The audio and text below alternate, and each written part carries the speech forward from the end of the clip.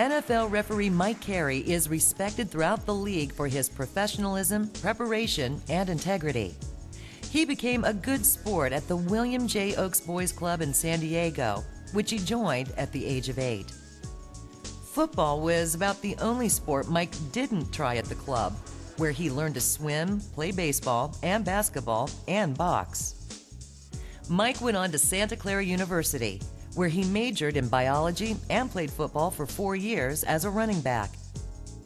After being sidelined by an ankle injury, he began officiating San Diego area Pop Warner games in 1972.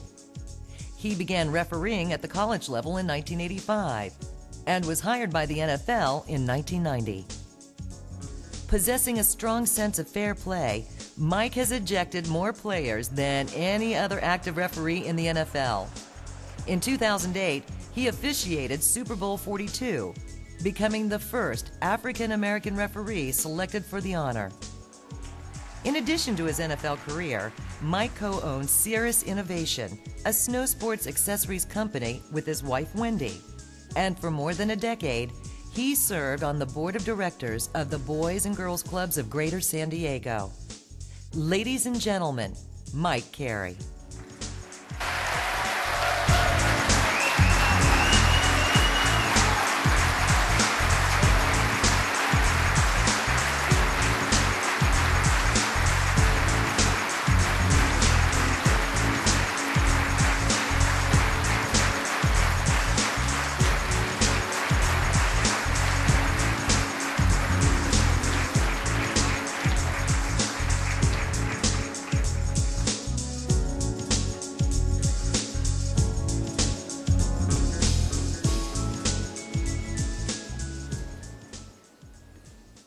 First of all, I think I'd just like to stand up here a little longer because it's very rare that a referee gets the whole crowd to cheer.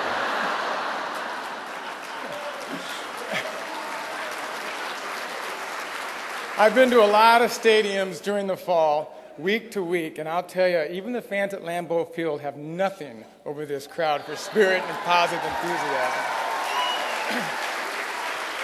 First of all, thank you to the National Boys and Girls Clubs of America, and especially to the San Diego General Region, Jeff Miller, Danny Sherlock. Without them, I would not be here. Yes, give it up.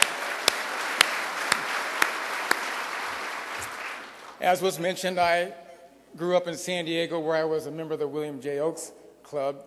I went there every day, and it was a major part of my life. As a matter of fact, there have been 4 cornerstones of support that have made me what I am today.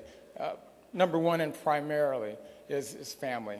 I had an amazing mother and father who instilled the ambition to dream and the goal to go follow that dream no matter what it takes, and to always realize that you're special. I always felt special, but at the same time, I realized that when it comes to humanity, I'm no better and no worse than any other man or woman alive. And so that's a great learning experience, and it's carried on today with my immediate family, my wife Wendy and my daughters Trisana and Danica, who I love very dearly. Thank you for being here. The second cornerstone was my church. I got my spiritual guidance from my church. I think we all really join in that. And number 3 was the education I got from the schools that I attended. But I think the one that really has impacted me the most is number 4, and that's the Boys and Girls Clubs of America. When you think of the first 3, most of the learning I had was passive, sitting, listening, and absorbing. But when it came to the Boys and Girls Clubs, it was an active, dynamic participation, coordination with kids from all over my community that you just have a rare opportunity to spend that much time learning how to socialize, learning how to mitigate arguments. And as that Boys and Girls Club, yes, I've mitigated a few arguments in my time. But the Boys and Girls Club has a number of firsts for me, too. It was just a wonderful place to grow up. I learned how to swim there, as mentioned. And I learned from swimming that Treading water doesn't get you anywhere, so you got to keep moving. I learned to box there, and I also learned that boxing was great, but it's not a way to solve disputes. You have to learn to talk your way through your part of the argument. And that was a very, very important learning experience for me. I was a city kid, with inner city kids, and they took us to the mountains every year, and we did all types of activities in the mountains. And to this day, I go to the mountains every year. It's been just a great gift for me. So the Boys and Girls Club is the foundation of what I am today. And so I accept this award, but and I'm honored by this award, but I really accept the award in the name of each and every one of you in this audience, the directors, the administrators, who make it possible to have a physical plant for boys and girls to go play. Very, very important. You have these icons here, and I'm very honored to be in this group, but we are just the tip of the iceberg. We're the high-profile people who are products of the Boys and Girls Clubs. But the true value lies in all the hard work everybody in this room does for the millions of girls and boys who benefit from your selfless gift to them. And that's what we honor here today. This award is for you, especially for the staffers, because it's that tireless work that really instills in us as children to grow up and to follow our dreams.